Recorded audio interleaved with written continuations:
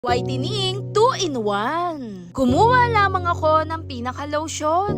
At pagkatapos, 1 teaspoon lang din po ang aking inilagay. Kahit anong lotion po ay pwedeng gamitin, dito nga sa aking gagamitin ay yung pinaka-papaya. Dahil pagdating naman talaga sa papaya, napakaganda nito lalo sa kutis na nagbibigay whitening. Naglagay ako dito ng 1 teaspoon po ng sugar, 1 teaspoon din po ng pinakakape. Maganda gamitin kahit pa pang araw-araw, tumutulong na rin tong magbigay skin aging na rin. Higit sa lahat, tumutulong na rin siya mag-lightening lalo na rin magbigay blemishes, moisture lalo na sa pagkaroon ng dryness lalo sa kutis.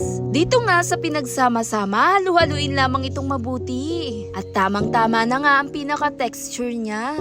Napakaganda gamitin ito bago tayo maligo na nagbibigay lambot, kinis lalo sa balat. Na nagbibigay younger looking skin din dahil na rin sa lotion na ating ginamit, 2-in-1 na rin siya dahil lang papaya whitening na rin to. Kasama na rin ang pinakakape na mayaman sa antioxidant at yung sugar tumutulong mag-exfoliate na rin to lalo sa kutis. At imas lamang din natin to sa buong katawan natin. 20 to 30 minutes pwede natin tong ibabad, imas natin, i-relax din natin paminsan-minsan ang ating balat. Napakaganda rin talaga ang mga pinagsama nating sangkap. Kahit anong skin type natin ay pwede natin tong gamitin. Kapag gamit nito, bandang leeg, buong katawan natin ay pwede to.